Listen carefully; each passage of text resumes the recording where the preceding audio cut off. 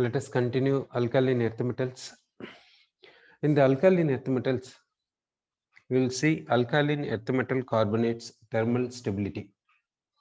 Now we will take beryllium carbonate. Beryllium carbonate should be placed in the atmosphere of carbon dioxide. Beryllium carbonate should be placed in the atmosphere of carbon dioxide. Why is it so? Because beryllium carbonate decomposes at temperature less than 100 degrees Celsius to give beryllium oxide and carbon dioxide. That means its decomposition temperature is less than 100 degrees Celsius. When the temperature is less than 100 degrees Celsius, it decomposes to give beryllium oxide and carbon dioxide. We want to store this. We want to store means what we have to do? We have to favor the backward. In order to favor the backward, what we have to do? Keep this one in the atmosphere of carbon dioxide. That means raise the concentration of carbon dioxide. Backward is favoring, then beryllium carbonate will be stored. Okay, so beryllium carbonate decomposes when the temperature is less than 100 degrees Celsius. Therefore, it is stored in the presence of carbon dioxide gas. Then magnesium carbonate decomposition temperature is 540 degrees Celsius. That means magnesium carbonate decomposes at this temperature, but beryllium carbonate decomposes at this temperature. Therefore, which has higher stability? Which has higher thermal stability? We can say magnesium carbonate has higher thermal stability when compared to beryllium carbonate. Therefore, down the group thermal stability increases. Down the group thermal stability increases. Calcium carbonate. Calcium carbonate decomposition temperature is 900 degrees Celsius. Strontium carbonate. Strontium carbonate decomposition temperature is 1290 degrees Celsius. Barium carbonate. Barium carbonate decomposition temperature 1360 degrees Celsius. Barium carbonate decomposition temperature is 1360 degrees Celsius. Okay. Next, we will go for sulphates. We will go for sulphates. Sulphates we are taking. Down the group, how the solubility of alkaline earth metal sulphates will be there, we will see. Down the group, solubility of alkaline earth metal sulphates decreases. Then down the group, lattice enthalpy decreases. Hydration enthalpy decreases. So, out of these two, which is a dominant factor because of, in order to explain this one? What shall we say? So, we can say that dominant factor is a decrease in hydration enthalpy. Dominant factor is this. Decrease in hydration enthalpy is a dominant factor, therefore solubility decreases down the group. For this, another evidence we will see solubility product. Solubility product of beryllium sulfate very high. Solubility product of beryllium sulfate is very high. Then magnesium sulfate 10, calcium sulfate 2.4 into 10 to the power of minus 5, 2.4 into 10 power minus 5. Strontium sulfate 7.6 into 10 to the power of minus 7. Barium sulfate 1.5 into 10 power minus 9. Barium sulfate this much. So see the solubility product. Down the group, what happens to the solubility product? You see, solubility product decreases. Therefore, solubility decreases. Sorry. Now, this beryllium sulfate, magnesium sulfate, and calcium sulfate, this beryllium sulfate, magnesium sulfate, we can say highly soluble salts. Calcium sulfate, sparingly soluble salt. Strontium sulfate and barium sulfate, insoluble salts. Why beryllium and magnesium sulfates have high solubility? Because hydration enthalpy is high. Hydration enthalpy depends on size of the cation. If size of cation is small, then hydration enthalpy will be high, we can say. Next we will see thermal stability. Thermal stability we will see. Thermal stability of alkaline earth metal sulfates we will see. Now we will take beryllium sulfate. Beryllium sulfate on heating to 500 degrees Celsius. 500 degrees Celsius, it decomposes to give beryllium oxide and sulfur trioxide. So beryllium sulfate decomposition temperature is 500 degrees Celsius. Then we will take magnesium sulfate. Magnesium sulfate decomposition temperature is 895 degrees Celsius.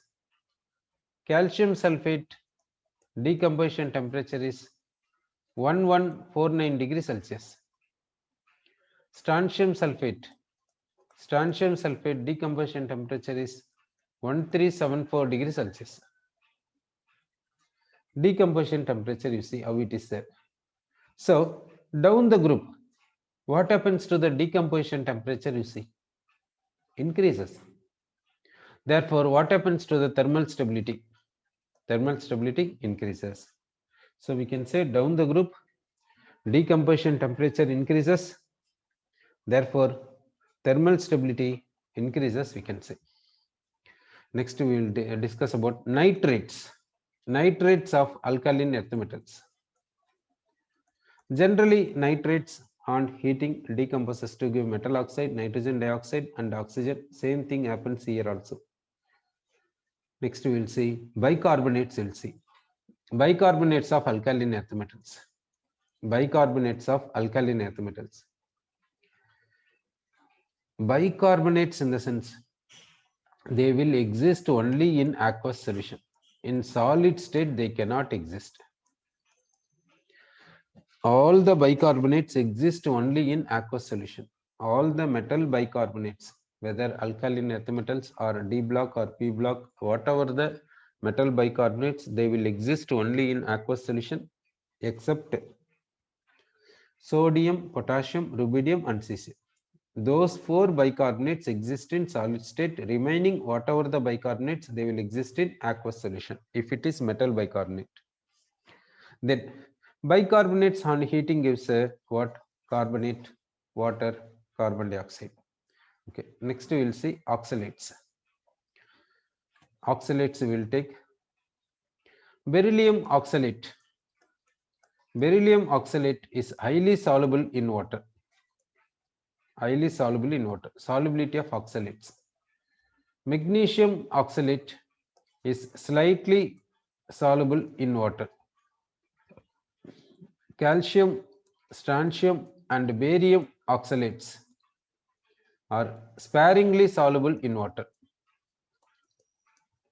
Sparingly soluble in water. Then from calcium to barium, what happens to the solubility in the sense? Solubility increases. Solubility increases. From calcium to barium, solubility increases, we can say. Next we will discuss about magnesium. Now we will see ores of magnesium. Now we will see ores of magnesium. We will take magnesite. We will take magnesite. Magnesite formula MgCO3. Dolomite. Then we will take dolomite. Dolomite MgCO3 dot CaCO3. MgCO3 dot CaCO3 dolomite. Then cornellite. Cornellite KCl MgCl2 6H2 cornellite. Kieserite. Kieserite MgSO4 dot H2. MgSO4 dot H2 Kieserite. Epsom salt or epsomite. Epsom salt or epsomite.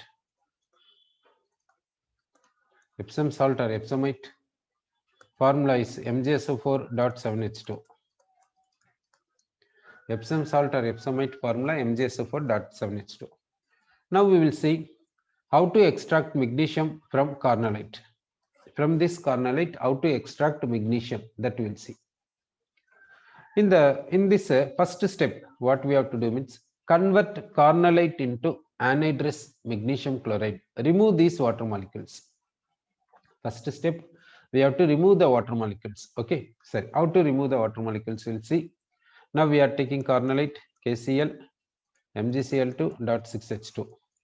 It is heated. On heating, water molecules are evaporating away. How many water molecules evaporating means 4 water molecules evaporating away. Remaining, how many will be there means 2 water molecules will be there. We are getting dihydrate mineral. We are getting dihydrate mineral. Then to this dihydrate mineral, we have to pass dry HCl gas. Pass dry HCl gas and provide the temperature 350 degrees Celsius. We are providing temperature 350 degrees Celsius. What happens means HCl absorbs water molecules. Then what is the result means KCl, MgCl2. This is anhydrous. Anhydrous MgCl2 we got. Here this dihydrate mineral don't heat further because magnesium will undergo hydrolysis instead of dehydration. That if you heat this dihydrate on strong heating without dry HCl gas, what will happen means this MgCl2 undergoes hydrolysis. Therefore, we will get a MgOHCl, which further on heating it gives MgO, which is insulator. So using this we cannot get magnesium by electrolysis, but from this we can get magnesium from electrolysis.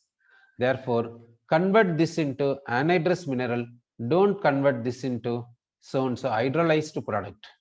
Don't convert this into hydrolyzed product. Convert this into anhydrous mineral. So now we got anhydrous mineral. We got. Take this anhydrous mineral for electrolysis.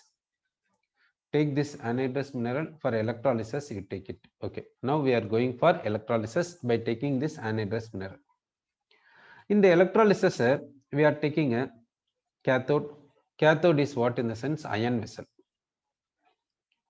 We are taking cathode. This cathode is made up of what means ion.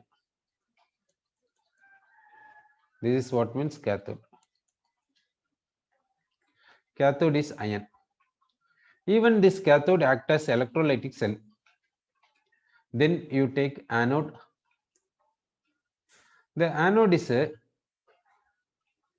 graphite coated with lead.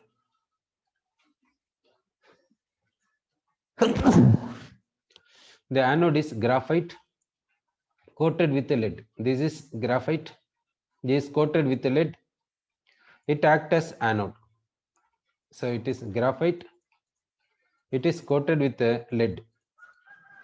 Then we have to provide a diaphragm. We are providing diaphragm which separates anodic product and cathodic product. Due to diaphragm, anodic product and cathodic product are separated. This is what means a diaphragm. Then we have to take electrolyte in the electrolytic cell. Electrolyte is what means anhydrous MgCl2. Anhydrous MgCl2. This we have to take in the molten state. Anhydrous MgCl2 we are taking in the molten state. In order to reduce this melting point, and in order to increase its conductivity, we are adding electrolyte NaCl and KCl. Some amount of NaCl and some amount of KCl is added into this. Therefore, this melting point is lowered and its conductivity is raised. Now, this molten mixture is taken here. Then this is closed.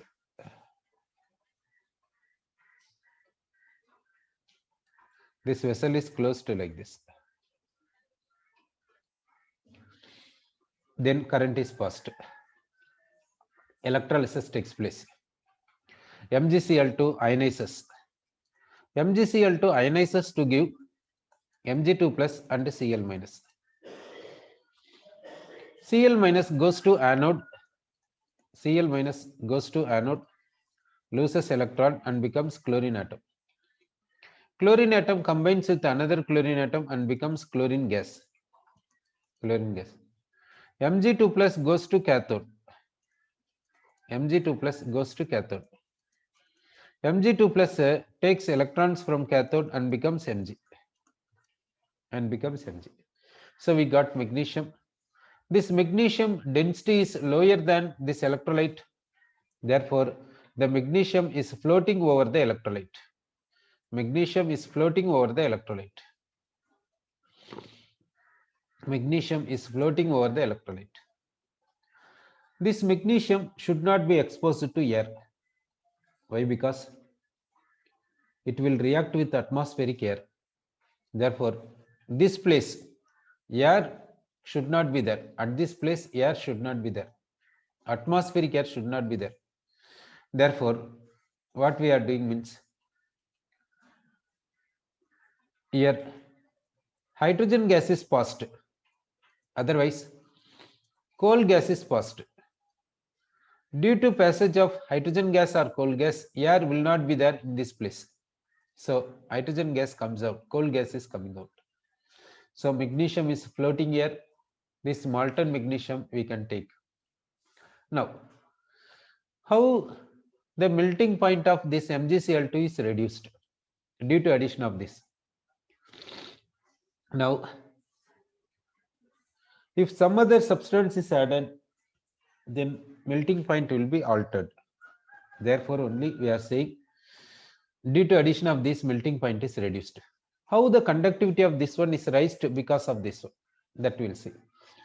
Now we will take KCl and MgCl2. This KCl contains K plus ion, MgCl2 contains Mg2 plus ion.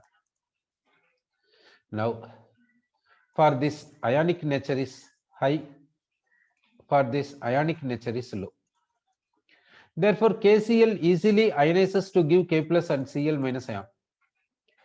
MgCl2 is not ionizing easily.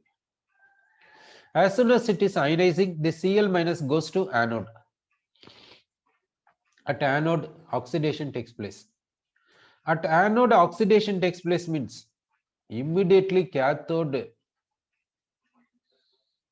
will force the electrolyte for reduction.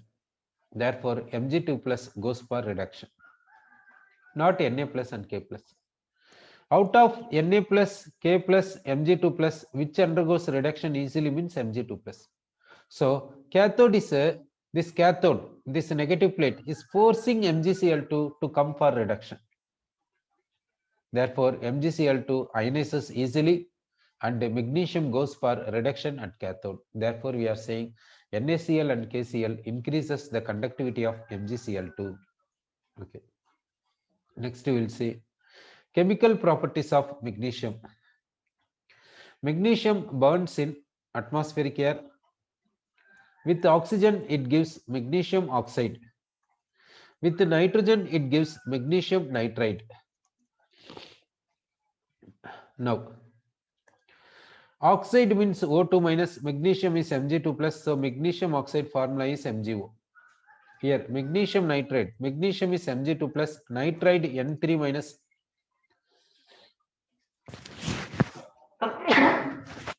Therefore, magnesium nitride formula Mg3N2, cross multiply, Mg3N2 you will get. Next, reaction with water. Magnesium is not reacting with cold water. Magnesium reacting with hot water or steam. Magnesium react with hot water or steam. What is that reaction? That we will see. Magnesium reacting with the hot water or steam to give magnesium oxide and hydrogen. Magnesium react with hot water or steam to give magnesium oxide and hydrogen. So which is undergoing oxidation means magnesium, hydrogen undergoes reduction. Then magnesium with a dilute HCl or con HCl. Dilute HCl or con HCl. So magnesium giving electrons and becomes a magnesium ion. HCl we can write like this. Now this electron goes to H and the Cl comes like this. So Cl takes the bond and becomes Cl minus and Mg2 plus becomes MgCl2. This one take electron and become hydrogen atom becomes hydrogen gas. So we are getting hydrogen gas here. Then magnesium with the dilute sulfuric acid. Magnesium with the dilute sulfuric acid. What we are getting means here also same like this. We will get hydrogen gas. Magnesium and sulfate gives magnesium sulfate. So we are getting hydrogen gas here. Then con sulfuric acid we will see. Magnesium with the concentrated sulfuric acid. What we will get means magnesium will undergo oxidation to give Mg2 plus. In the sulfuric acid, sulfur is having oxidation number +6, that is undergoing reduction to give sulfur dioxide. So magnesium undergoes oxidation to give magnesium ion Mg2 plus. Sulfur undergoes reduction to give sulfur dioxide. Therefore, this magnesium ion takes sulfate and becomes what means magnesium sulfate. This sulfur dioxide will write. Then hydrogen and oxygen becomes water. So and so product will be obtained. So magnesium with the con sulfuric acid gives magnesium sulfate, sulfur dioxide and water. So remember that magnesium is converting into magnesium ion. Sulfuric acid converting into sulfur dioxide. This is the main. From this you can write so and so. This magnesium ion takes sulfate and becomes magnesium sulfate we can say. And hydrogen and oxygen water. Then you go for balancing. Okay, so what you have to remember in this one, what you have to know in this one in the sense which is undergoing oxidation. Magnesium undergoes oxidation and becomes what? Magnesium ion. Which undergoes reduction? Sulfur +6 undergoes reduction and becomes +4 here, sulfur dioxide. This is the main. If you know this one, we can write this one. We can write this one easily. In the same way here, dilute sulfuric acid means magnesium undergoes oxidation. So in this case, magnesium undergoes oxidation, we can say. Therefore, it becomes Mg2 plus. Which undergoes reduction? H plus. This H plus undergoes reduction and becomes hydrogen gas. You have to remember this. So magnesium oxidizes to give magnesium ion. H plus reduces to give hydrogen gas. Then we can write magnesium ion takes sulfate and becomes magnesium sulfate. Then this hydrogen gas. Okay. This magnesium ion takes sulfate. This magnesium ion takes sulfate and becomes magnesium sulfate. This H plus reduces to give hydrogen gas. Like this, we can write the equation. Okay. Next, magnesium with very dilute nitric acid. Magnesium with very dilute nitric acid. Magnesium with very dilute nitric acid. Magnesium undergoes oxidation and becomes what means Mg2 plus. This H plus, here hydrogen is there. That H plus undergoes reduction to give hydrogen gas. This magnesium undergoes oxidation to give Mg2 plus. H plus undergoes reduction to give hydrogen gas. This magnesium ion takes nitrate and becomes what means magnesium nitrate. Magnesium nitrate. Magnesium ion formula is Mg2 plus, nitrate is NO3 minus, so cross multiply, you will get magnesium nitrate MgNO3 twice. Then you can write this hydrogen gas, you can write. So whenever you are reading the equation, chemical equation, you see such that if it is a redox reaction, what is oxidation, what is reduction, that you see. Which undergoes oxidation? Oxidation means converting into what? Which undergoes a reduction? That converting into what? Like this you remember. Like this you study. Then from this one you can write this easily. Okay. So next, magnesium with the corn nitric acid. Magnesium with the corn nitric acid. Magnesium with concentrated nitric acid. Here magnesium undergoes oxidation to give magnesium ion. In the nitric acid, nitrogen plus 5 reduces to give NO2. NO2 in that nitrogen is plus 4. Now rest of the things how to write. From this how to write equation that we'll see. Magnesium ion takes nitrate and becomes magnesium nitrate. This NO2. Then hydrogen and oxygen, water. Hydrogen and oxygen we can write, water we can write. Okay. So magnesium with concentrated nitric acid. Magnesium with concentrated nitric acid, we are getting magnesium nitrate, NO2 and water. Water we can say. So concentrated nitric acid gives NO2. Like that, concentrated sulfuric acid will give sulfur dioxide. Then magnesium acts as a reducing agent. Therefore, it displaces many metals, many non-metals. Okay. Now we will take a silver nitrate with magnesium. Silver nitrate with magnesium. What happens means here Ag plus is there. This Ag plus converting into Ag, while this Mg is converting into Mg2 plus. Okay. In this one, silver nitrate with magnesium, what happens means Ag plus of silver nitrate is converting into silver. Magnesium is converting into magnesium ion. This magnesium ion takes nitrate and becomes magnesium nitrate. Magnesium nitrate. This silver we can write here. So now we can write silver nitrate 2 times, magnesium like this. Next, magnesium with boron trioxide, that we will see. Magnesium with boron trioxide. Magnesium, boron trioxide, B2O3. Magnesium with boron trioxide we have seen. This magnesium undergoes oxidation and becomes magnesium ion, that takes oxide and becomes magnesium oxide. This boron undergoes reduction and gives boron. This is +3. Boron is +3. It undergoes reduction and becomes boron. Magnesium undergoes oxidation and becomes magnesium ion, that takes oxide and becomes magnesium oxide. Next, magnesium with the carbon dioxide. Magnesium undergoes oxidation and becomes magnesium ion, that takes oxide and becomes magnesium oxide. Carbon +4 oxidation number, that undergoes a reduction and gives what means carbon.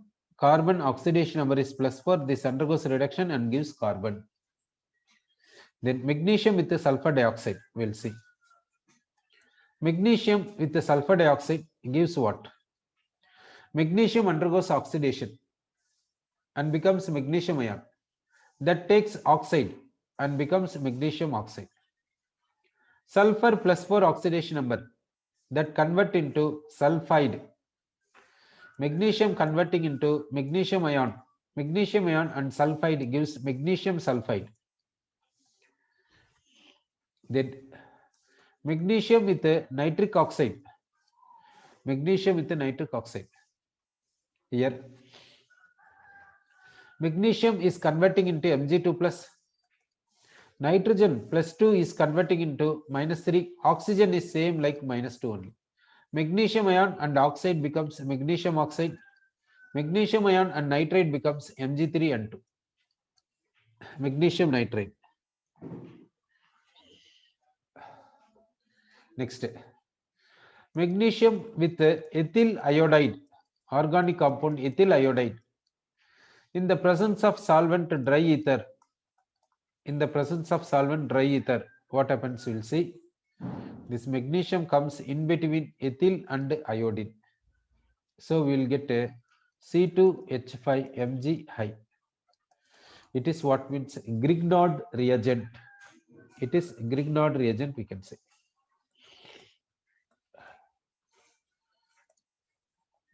So we are getting a Grignard reagent. Ethyl magnesium iodide, Grignard reagent we are getting. Next we will see alloys of magnesium. We will see alloys of magnesium. One is magnesium. This magnesium contains what means magnesium and aluminum. Magnesium contains magnesium and aluminum. Next, electron. This electron contains magnesium and zinc. This electron contains magnesium and zinc. Next, we will go for Epsom salt or epsomite. Next, we will go for Epsom salt. Next, we are going for Epsom salt. Another name is epsomite. For this, what is the formula? Means MgSO4.7H2O. How this Epsom salt will appear? That we'll see. In the Epsom salt, structure is what? In the Epsom salt, magnesium ion is there. 6 water molecules making dative bonds. This in water, oxygen is making dative bond with magnesium ion like this. So 6 water molecules making dative bond with the magnesium ion. The structure is octahedral. So like this is possible. Then we will take sulphate. Sulphate is there. Sulphate contains SO4 2 minus. That 2 minus you split as -1 give to 2 oxygens. O minus will make single bond. O will make double bond. Sulfur valence shell is having 6 bonds now. This valence shell contains 6 electrons. Therefore, it is making 6 bonds. Then another water molecule is there. That another water molecule will take like this. Between this water molecule, hydrogen and O minus, hydrogen bond is possible. Here, hydrogen bond is possible. Here also, hydrogen bond is possible. Therefore, this Epsom salt formula we can write Mg H2O 6 times SO4.H2. Epsom salt we can write Mg H2O 6 times SO4.H2. It is Epsom salt. This Epsom salt is used as laxative. Laxative means this is like a tablet. On taking the tablet, it will clean the stomach. So stomach will be cleaned up using this Epsom salt. Therefore, this Epsom salt is used as laxative. Another name we can say this as purgative, laxative or purgative. Next, this Epsom salt is efflorescent salt. This we can say efflorescent salt. This Epsom salt we can say as efflorescent salt. Efflorescent salt means this on exposure to water, this on exposure to atmospheric air, the hydrated water molecules will evaporate away. Therefore, it is called a efflorescent salt. Next, we will take a CaO. The CaO is called a calcium oxide. Another name is called a quicklime. Another name we can say quicklime. CaO we can say calcium oxide. Another name quicklime we can say. Next, CaOH twice. This name we can say slaked lime. CaOH twice we can say as slaked lime. CaOH twice we can say as slaked lime. Next we will see lime water. Lime water is called a aqueous solution of calcium hydroxide. Lime water is nothing but calcium hydroxide aqueous solution, clear solution. Calcium hydroxide on dissolving in water, we will get a clear solution, means that is lime water. How to prepare this? You can see limestone, we can see limestone calcium carbonate. That limestone will be heated very strongly. Then we will get a calcium oxide, quicklime we will get. This quicklime we will get. Limestone rocks you take, that heat very strongly, from that we will get a quicklime we will get. That quicklime add into water. Immediately that will boil. Water will boil because calcium oxide takes water and becomes calcium hydroxide. That will boil. That means the water will boil very efficiently. So you will get calcium hydroxide oil. Then after boiling, cool that, then filter it. The filtered one is called clear aqueous solution of calcium hydroxide, that is lime water. before filtering, how it will be there? How it will, before filtering, how it will be there means like suspension, okay. Suspension of calcium hydroxide in water. Suspension of calcium hydroxide in water is called what means milk of lime.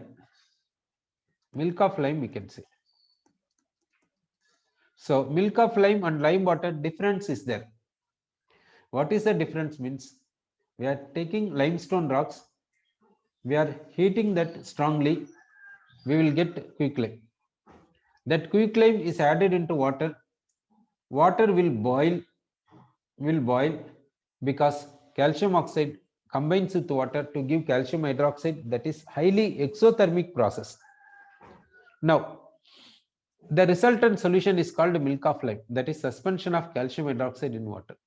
If you filter this one after cooling, filter this one, you will get clear aqueous solution of calcium hydroxide, that is called lime water. Okay, so lime water and milk of lime difference is there. Next we will see gypsum. Gypsum is used as a fertilizer. This gypsum formula is what means CaSO4.2H2. Gypsum formula is so and so. Next we will take gypsum CaSO4.2H2. This gypsum is heated to what temperature means 393 Kelvin. 393 Kelvin. It loses 1.5 water molecules. It loses 1.5 water molecules from 2 hydrated water molecules and becomes what means calcium sulfate hemihydrate. Hemihydrate, that means half water molecule, hemihydrate. This is called plaster of Paris. This is called plaster of Paris. Then when the gypsum is heated to greater than 393 Kelvin, what happens means all the water molecules it loses. Then we will get anhydrous calcium sulfate. Here no water molecules will be there. To this calcium sulfate, whatever the amount of water you add, it will not mix with water at all. Therefore, it is called a dead burnt plaster. It is called a dead burnt plaster. Dead burnt plaster we can say. Then this plaster of Paris, it is plaster of Paris. What is its use means? It is used in building industry. It is used for building industry, plasters. It is used for a fraction of bones. For a fraction of bones, this plaster of Paris will be applied.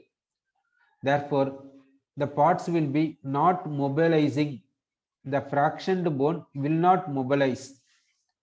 Then will not mobilize. For that case, this plaster of Paris will be used. It is used in dental. It is used for ornamental work. It is used for statues, for making statues. Okay. Next we will go for Portland cement. How to manufacture Portland cement we'll see. We are taking limestone. Limestone we are taking. To this we are adding clay. Then it is heated strongly. Then we are getting cement clinker. We are getting cement clinker. Cement clinker we are getting. To this we are adding a 2 to 3% weight percentage. 2 to 3% weight percent gypsum we will add. Gypsum we will add. We are getting cement. We are getting cement. So cement is manufactured like this. Then what are the ingredients added into cement? What are the ingredients we are adding for preparing cement? Ingredients. One is dicalcium silicate. Dicalcium silicate 26% we are adding.